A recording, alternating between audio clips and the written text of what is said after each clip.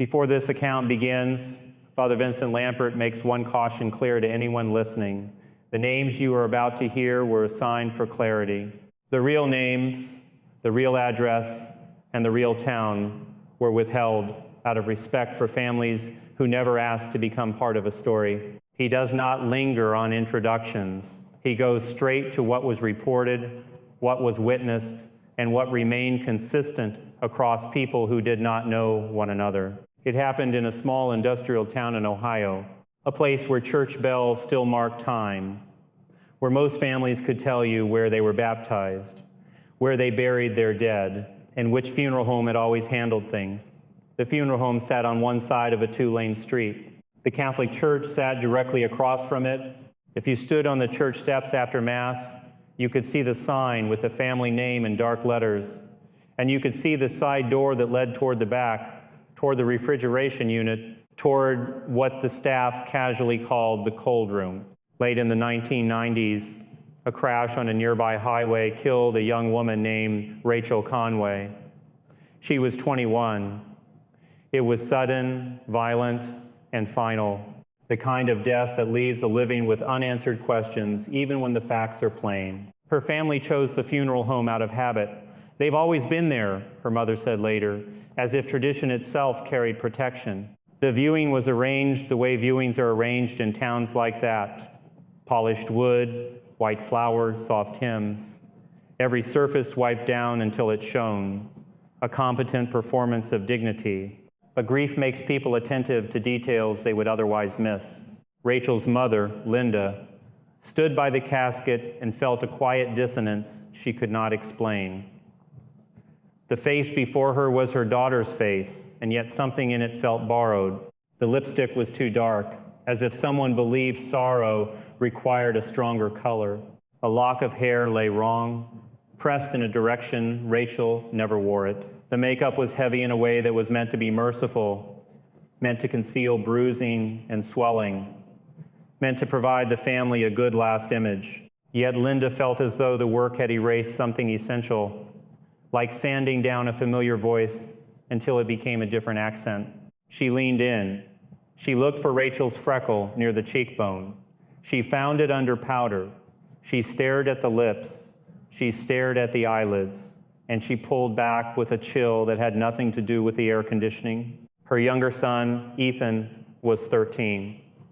He did not have the language adults use for unease, so he said it plainly. "She isn't closing her eyes," he whispered, and then when his mother tried to hush him, he insisted, "I saw her in the glass. I saw her eyes open in the reflection. Then they shut again." Adults dismissed it the way adults dismiss children who say uncomfortable things. Stress, imagination, trauma, the mind trying to make sense of shock. People nodded and repeated the same phrases that never truly comfort anyone. He's tired. He's in denial. He's just a kid. But the story did not end in the viewing room. That night, the Conway house was filled with the kind of silence that comes after a funeral, when everyone is too exhausted to cry and too afraid to sleep. Linda lay in bed beside her husband and listened to the familiar sounds of a home settling, pipes shifting, heat kicking on. And then, layered over those ordinary noises, came something that did not belong. It was faint at first, a metallic rattle, like a cartwheel turning over a seam in tile. Then the squeal of something rolled forward and then back. Not upstairs, not down the hall, not in the driveway. It sounded as though it was in a corridor with hard walls, echoing, repeating, carrying. She sat up, breath held. Her husband stirred. "Did you hear that?" she asked. He listened, then said what people say when they want to protect the person they love from fear. "It's the furnace," he told her, even though their furnace had never sounded like that in their entire marriage. In Ethan's room, sleep did not come at all. When it finally did, it brought a dream that was not like his usual nightmares. It had detail, structure, consistency. He dreamed he stood in a room made of metal. The walls were smooth and cold, the kind of surface that does not absorb sound. Overhead, fluorescent lights hummed with a sterile whiteness. Along one wall were drawers like the drawers of a filing cabinet, only larger, each one capable of holding a body. The air smelled like chemicals, sharp and sweet at the same time, and the cold stung his nose until his eyes watered. In the dream, he took a step and felt his shoes stick slightly, as if the floor had been wiped but not cleaned. He turned toward a corner and saw a figure standing where shadows collected, a man-shaped silhouette in a gray work smock, like an apron that went down to the knees. His hands were in gloves. His posture was patient, as though he had been waiting for Ethan to arrive. And where the man's eyes should have been, there were only dark hollows, deeper than shadow, as if someone had pressed thumbs into clay and left two empty pits. The man did not speak. He simply lifted one gloved hand, palm outward, and Ethan saw dry stains on the glove, old and rust-colored. Ethan woke up screaming, not screaming at the image, but at the certainty. Because in his mind, this was not a dream created by imagination. It felt like a room he had actually entered and a presence he had actually met. The next morning, Linda brought her son to the parish office across the street from the funeral home. The priest there was Father Daniel Hargrove, a gentleman, the kind of pastor who preferred to solve problems with patience and prayer, not drama. He listened to Linda as she spoke about the viewing, about the glass reflection, about the sound of metal wheels in the night. He listened to Ethan describe the room of steel and the drawers and the fluorescent lights. Father Daniel's first instinct was to treat it as grief. He told them that trauma can plant vivid images. He suggested rest. He offered prayers for Rachel's soul and for the family's peace. But he did something else as well. He did not say it out loud, but he wrote a line in his private notes, because certain phrases triggered memory in a way that made his stomach tighten. Cold room, metal drawers, fluorescent lights, gray apron, no eyes. Father Daniel had been in that town long enough to hear stories people tell in confession, and stories people whisper after funerals when they think the priest has gone home. He remembered an elderly woman who claimed she heard a drawer slam shut during her husband's wake, even though the funeral home assured her the back was locked. He remembered a teenager who refused to walk past the funeral home at night because he said he saw a man standing inside in the hallway, head tilted, as if listening to breathing through the walls. He remembered a middle-aged man who came to the rectory after his father's viewing, looking ashamed to admit fear, and said the strangest thing. "Father," the man had said, "it's like the place follows you home." At the time, Father Daniel had interpreted those statements the way most clergy do when they want to keep a community steady, as grief, as guilt, as the mind reaching for meaning. But now he had a specific pattern, and it repeated with unsettling precision. He asked Linda a few questions he had not planned to ask. Had anyone else in the family had a dream about a cold room? Linda hesitated and then admitted she had not slept because she kept hearing a cart rolling somewhere beyond her bedroom wall, like the sound in hospitals, like the sound in places where bodies are moved. Had Ethan ever been inside the funeral home's back area? No, Linda said. Ethan had never been allowed behind the public rooms. Had Ethan ever watched a medical show, a morgue scene, anything that might have planted such imagery? Ethan shook his head hard. It was real, he insisted. I smelled it. I could smell it. Father Daniel could have ended the meeting there. He could have offered a blessing and told himself this was not his responsibility. But a priest has to learn the difference between fear that is private and fear that spreads. When multiple families describe the same images without knowing one another, it stops being a single mind's coping mechanism. It becomes either a shared rumor that has infected a town or something more troubling. Father Daniel decided to test the simplest explanation first. He walked across the street that afternoon to the funeral home. The sign on the front still read as it always had. The interior smelled of lilies and furniture polish. The director, Michael Miller, greeted him with professional warmth. He was a man who knew how to speak in low tones, how to look solemn on command, how to make grief feel managed. Father Daniel asked casually about the viewing the previous day. Michael gave the expected answers. We did everything we could. The family wanted her to look peaceful. We used a little extra makeup because of the accident. Father Daniel nodded and then did something he rarely did in parish interactions. He asked to see the back. Michael's smile thinned. Most families don't go back there, he said, still polite, but now cautious. I'm not most families, Father Daniel replied, equally polite. I pray for the dead. Sometimes it helps to bless the whole building. Michael hesitated, then waved him on. It's not glamorous, he said, just equipment. The hallway toward the back changed the sound of their footsteps. Carpeting gave way to a harder surface. The air grew colder, not traumatically, but enough for Father Daniel to notice his lungs tighten on the inhale. The lighting shifted as well. The bulbs became harsher, whiter. As they approached the door, Father Daniel saw it was heavier than an ordinary interior door, with a seal around the edge. Michael put his hand on the handle. Cold room, he said, as though naming it made it ordinary. And Father Daniel's body reacted before his mind could provide words. A brief wave of nausea rolled through him, sudden and inexplicable, like stepping too close to a chemical spill. He swallowed, forced his face to remain calm, and made the sign of the cross quietly. Michael opened the door. The air that came out was not simply cold, it had weight. It pressed against Father Daniel's skin as if the temperature carried intention. Inside, the room was steel and tile. Fluorescent lights buzzed overhead. Along one wall were drawers, the kind Ethan had described, large and rectangular, each with a handle, each meant for a body. Father Daniel stood in the doorway and listened.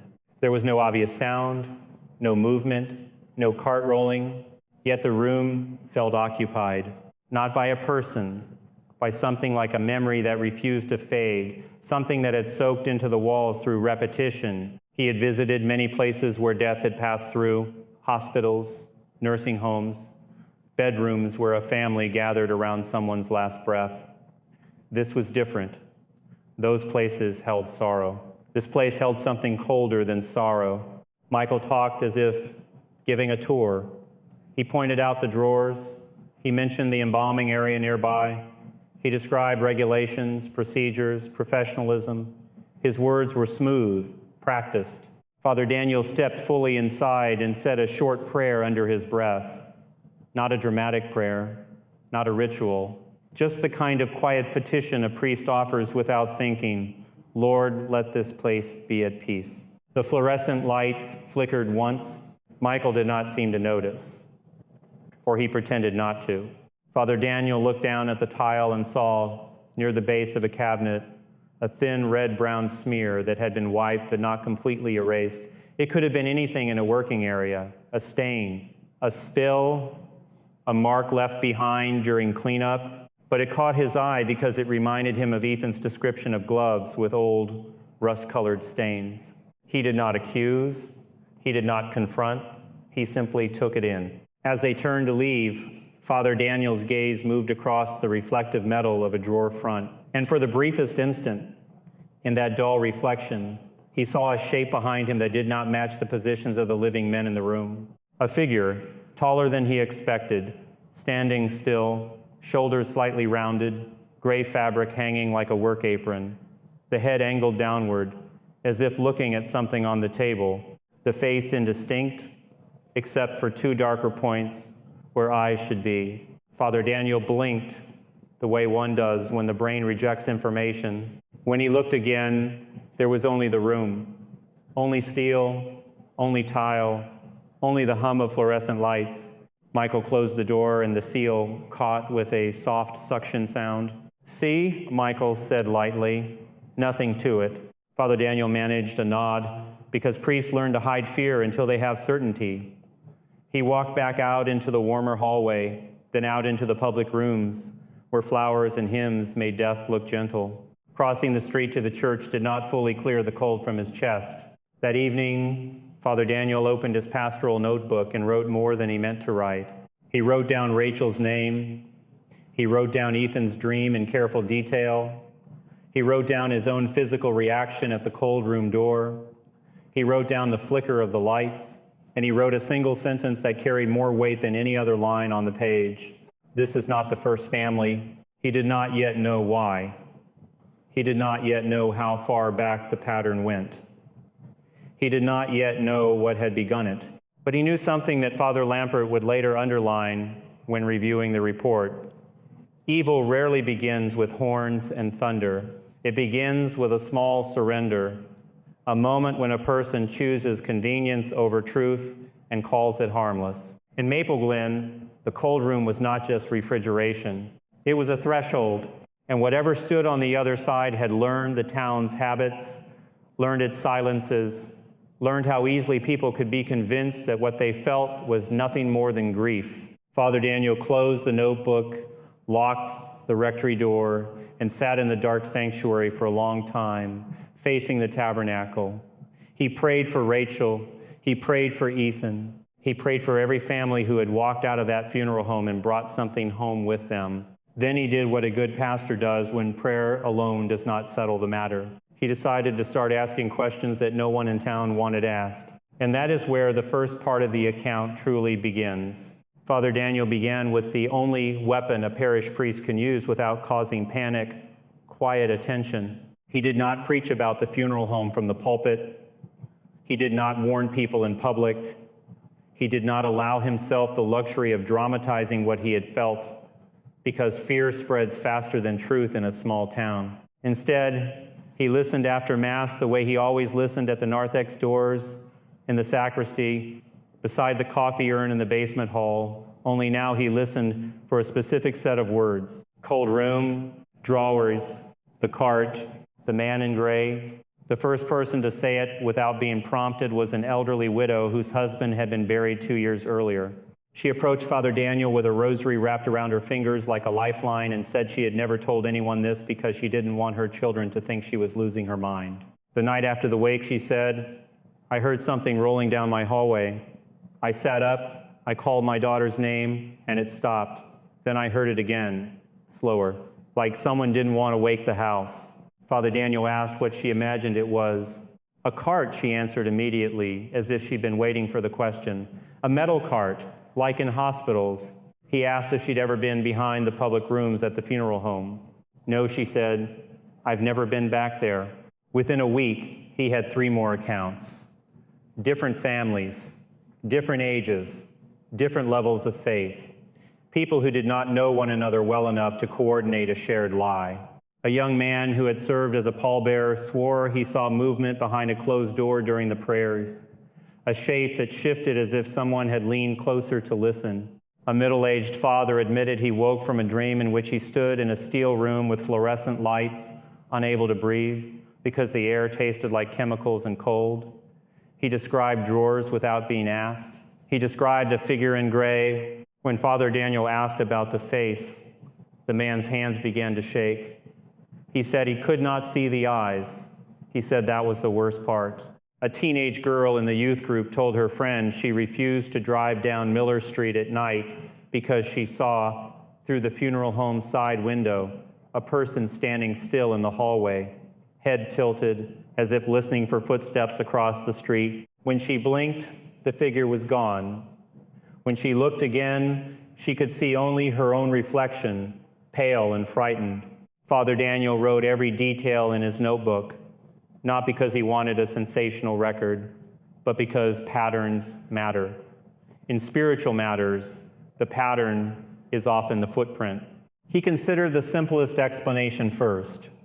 He asked himself if Maple Glen had become infected with a rumor, the way communities sometimes do. He asked if one person's story had become another person's dream. He asked if the town's closeness to death, its constant rituals, could have created a shared anxiety. But there were small details that resisted that explanation. People who never stepped into the cold room described the same smell, a sharp chemical sweetness. People described the sound of a cartwheel catching a seam, a distinctive stutter, as if the floor itself had grooves. People described the gray fabric, the work apron, the gloves. They did not say a monster, they said a worker. That specificity is not common in folklore. It is common in witness statements, The next time Father Daniel visited the funeral home, he arrived without announcing himself. He did not do it to catch anyone in wrongdoing. He did it because when you are dealing with something hidden, you do not give it time to put on a mask. Michael Miller met him at the front with the same professional face, but Father Daniel could see fatigue around the eyes, the faint irritation of a man who did not like being observed. "I'd like to offer a blessing," Father Daniel said. Michael smiled with his mouth only. "We appreciate that, Father." Father Daniel moved slowly through the building, stopping at the chapel, placing his hand on the back of a pew, letting silence settle. He murmured prayers that were ordinary, the kind of prayers that do not announce themselves as a challenge. Then he walked toward the back again, toward the sealed door. Michael followed, a half step behind, as if escorting a customer through a store.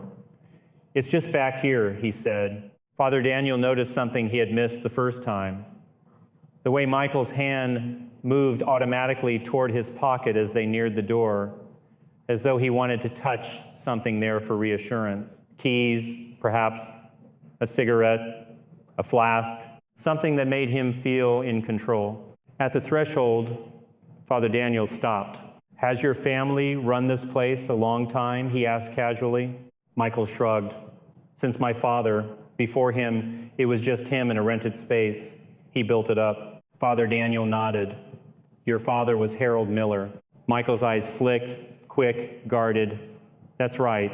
How did he die?" Father Daniel asked. Michael did not answer immediately. Then he said, "Heart attack, quick. You know how it goes." Father Daniel watched him. "Here?" Michael's jaw tightened. "In the building, years ago." "In the cold room?" Father Daniel asked, still in the same calm voice, still sounding like a priest making conversation. Michael stared for a moment, then exhaled through his nose. "Yeah," he admitted, "back there. It's a workplace, Father. People die in workplaces." People die in workplaces, Father Daniel thought, but priests know the difference between a death that is mourned and a death that is processed. He offered the blessing anyway. He used holy water. He prayed aloud.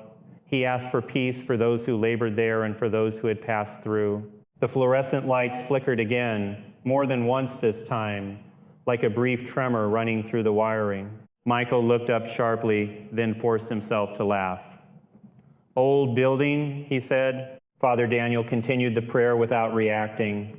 He finished, made the sign of the cross, and turned toward the door. As he reached for the handle, a sound came from inside, not loud, not dramatic, a thin scrape, as if metal had shifted against metal. A drawer sliding a fraction of an inch and then stopping, or a cartwheel turning in place. Michael's face changed so quickly it was almost imperceptible, an expression of annoyance layered over something else. Fear, perhaps, or disgust. He opened the door too fast. The cold struck Father Daniel's cheeks.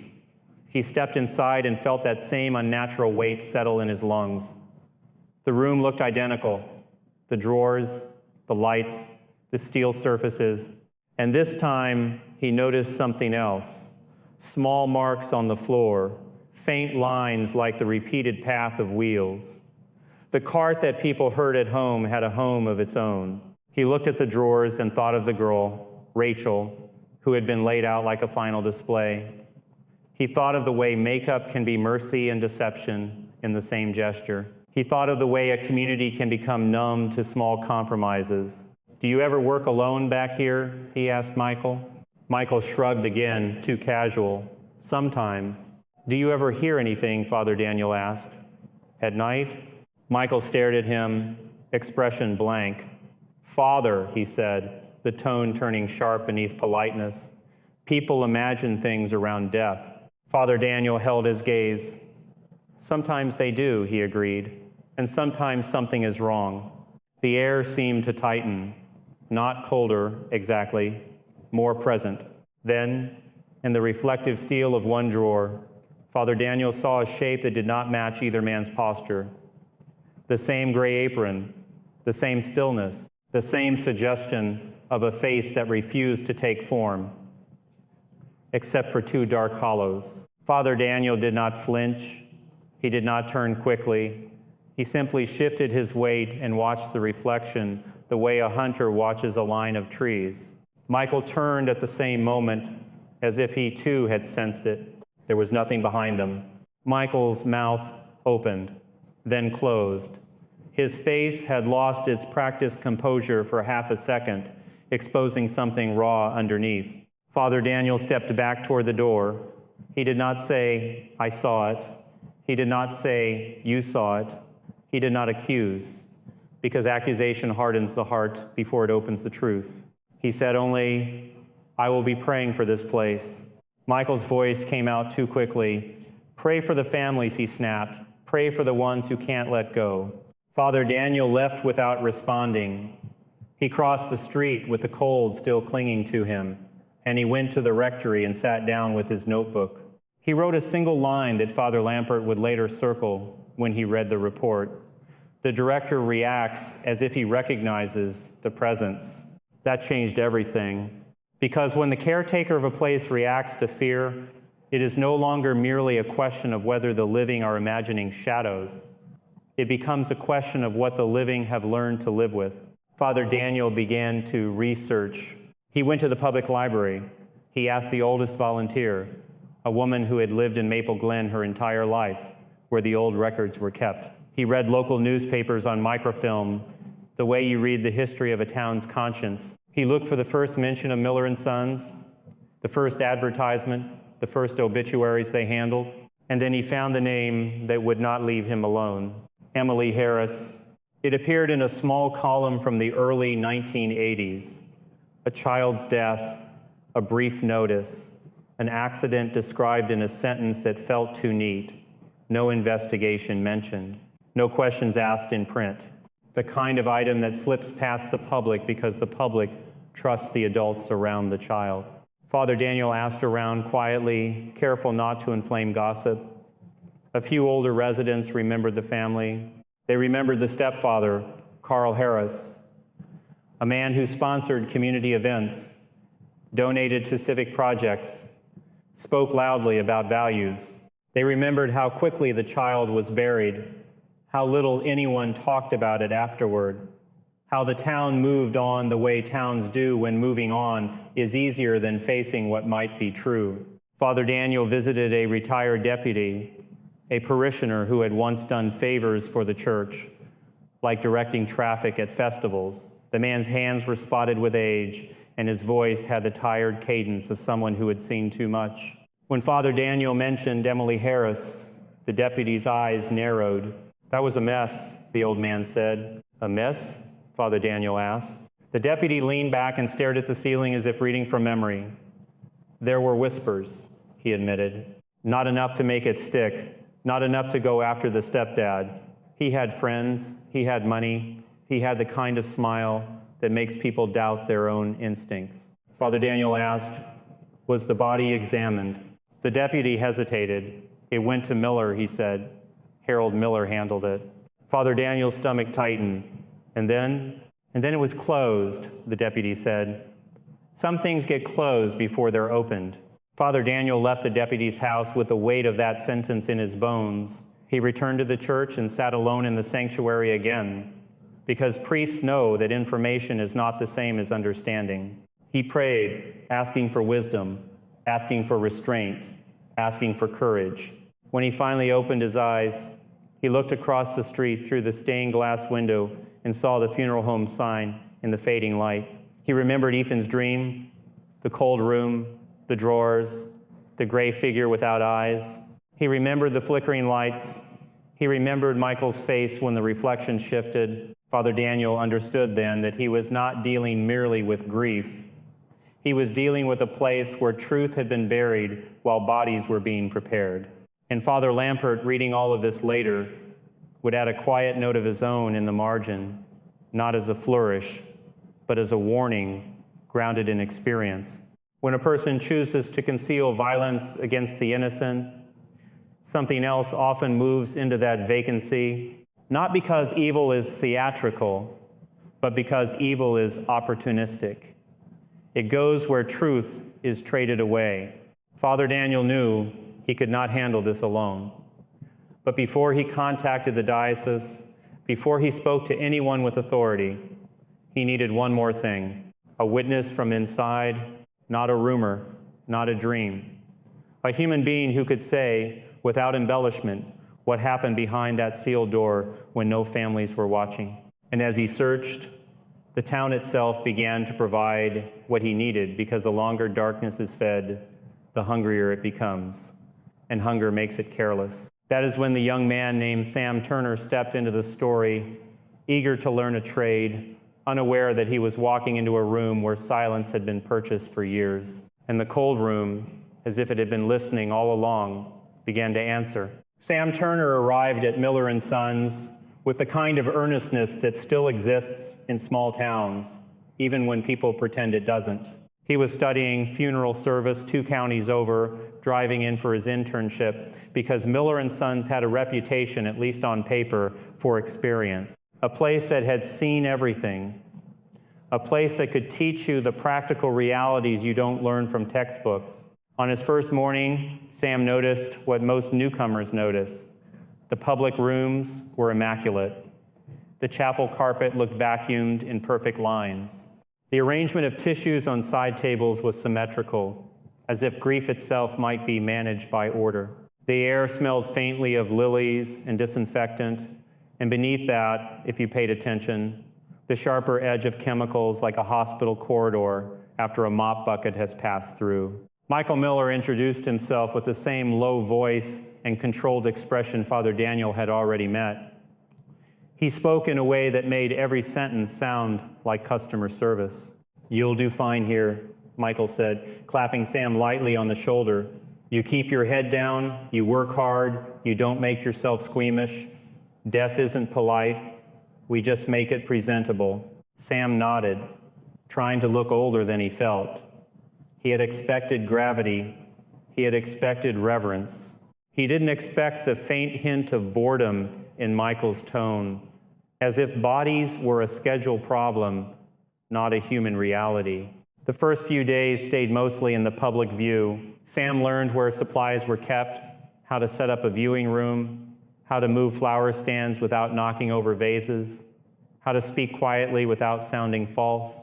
He watched Michael greet families and deliver condolences with practiced precision. It was impressive in the way a performance can be impressive. But in the quiet gaps when the building was empty and the phone didn't ring, Sam noticed small things that made him uneasy. Michael used phrases that sounded wrong. Not the deceased, not the person, but the case. "We've got 2 cases coming in. That case needs a better cover. Don't worry about it. It's a simple case."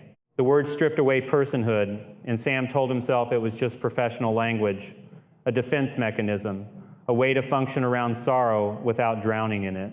Then one afternoon, Michael decided Sam was ready to see the back. He led him down the hallway where the carpet gave way to hard flooring. The air cooled, the lights whitened, the sound of footsteps sharpened as the walls changed what they did to noise. "This is where you really learn," Michael said, and his voice carried a faint pride. "Not out there with the flowers, back here." The door to the cold room opened with that same sealed suction Father Daniel remembered. Cold rolled out like breath from an open freezer. Sam's skin tightened instantly, and he inhaled and tasted the chemical edge, formaldehyde, and something metallic beneath it, like pennies left in ice water. Inside, the drawers lined the wall like a strange filing system. Stainless steel faces, each one with a handle. Sam's mind tried to normalize it. This was anatomy, this was procedure, this was what the profession required. And yet the room felt wrong in a way he couldn't have explained to a teacher. It wasn't simply that it was cold, it was that the cold felt old. Not the cold of machinery, but a cold that lingered even when it shouldn't. A cold that seemed to watch. Michael walked straight to one of the drawers and yanked it open with a casual force. The body inside slid out slightly, the tray moving on rails. Sam expected careful handling. What he saw was closer to indifference. Michael gripped the sheet and pulled, dragging the body along like moving a heavy bag of laundry. It wasn't violent in the theatrical sense, but it was disrespectful in a way that landed in Sam's stomach. "Gloves," Sam reminded him automatically, reaching for a box. Michael didn't bother. "You'll learn," he said. "If you glove up every time, you'll go through supplies like crazy. Wash your hands. Don't be dramatic." Sam forced a smile, but something in him recoiled. He watched Michael's bare hand on the sheet, watched the small smear that appeared on the steel edge, and the way Michael wiped it with a rag that had seen too much use. Then the fluorescent lights flickered. Sam froze. He looked up. He heard the hum of electricity change pitch for a moment, like the building took a breath. Michael didn't look up at all. He just kept moving, as if flickering was normal here. "Old wiring," Michael said, without being asked. The speed of the excuse made Sam's neck prickle.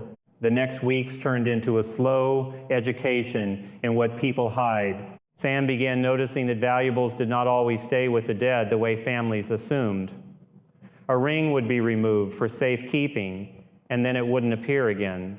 A necklace would be slipped off so it doesn't snag, and later Sam would see something glint in the corner of Michael's desk drawer where no family would ever be invited. One morning, a Catholic woman was brought in from hospice, hands folded, rosary beads wrapped around her fingers.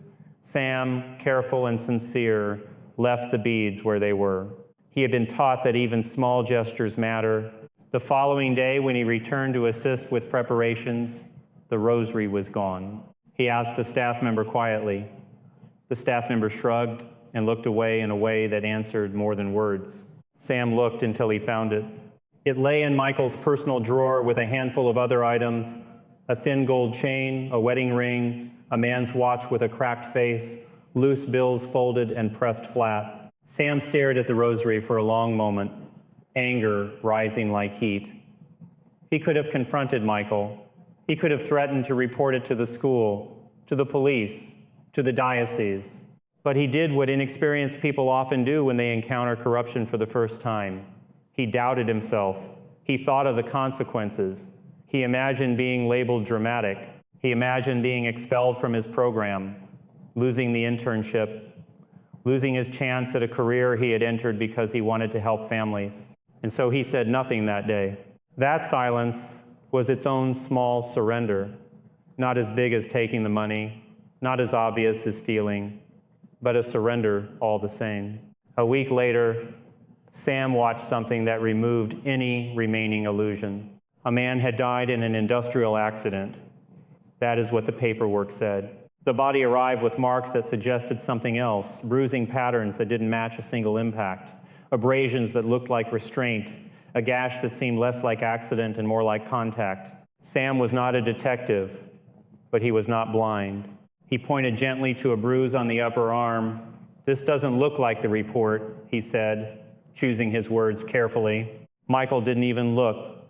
"The report is the report," he replied. Then he leaned closer to Sam, voice soft, as if giving friendly advice. "You're here to learn the trade, not rewrite paperwork.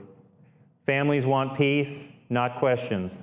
You start asking the wrong questions, you'll make enemies you don't need." Sam heard the threat under the teaching tone. He swallowed and nodded, but inside, the moral framework that had brought him to the profession began to crack. It was during this same period that Anna Brooks entered the story more fully, not as rumor, but as a human voice with consistent, practical concern. Anna worked hospice. She had spent years in the rooms where people die slowly, where families argue quietly over decisions, where forgiveness is offered too late, where regret settles on furniture like dust. She knew the difference between normal grief reactions and something that felt patterned. Families began telling her things the way people tell nurses things, in confessions they would never bring to the priest, because a nurse feels safer, more ordinary. The night after a viewing at Miller & Sons, they would say a metal cart rolled in their hallway.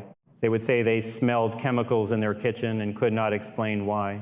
They would say they dreamed of drawers and steel walls and bright, humming lights, and they woke up shivering as if the cold had followed them. Anna tried to comfort them.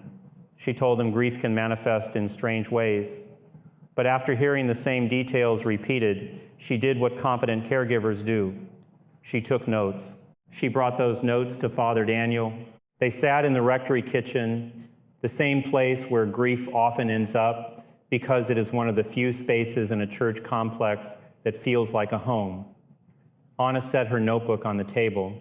Father Daniel did not interrupt. He listened as she read. When she finished, she looked at him with the blunt honesty nurses use when they sense a situation is becoming dangerous. This isn't just fear, she said. It's like the place is imprinting itself. Father Daniel did not argue because he had already felt the cold in his lungs. He had already seen the flicker in the steel reflection. He asked Anna if she would speak to the diocese if needed. Anna hesitated, not out of doubt, but out of the weight of what it would mean if it keeps families safe, she said.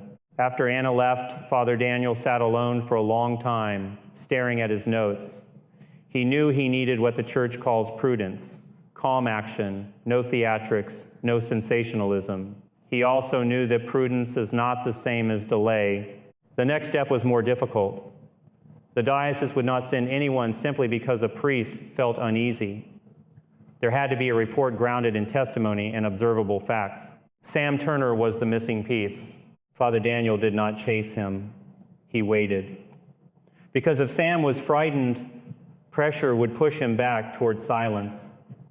Father Daniel prayed for an opening. In time, the opening came in the form of a small, ordinary conversation. It happened after a weekday funeral. The church bells had finished. The street between the church and the funeral home was wet from a steady drizzle. Father Daniel stood under the awning, watching people disperse.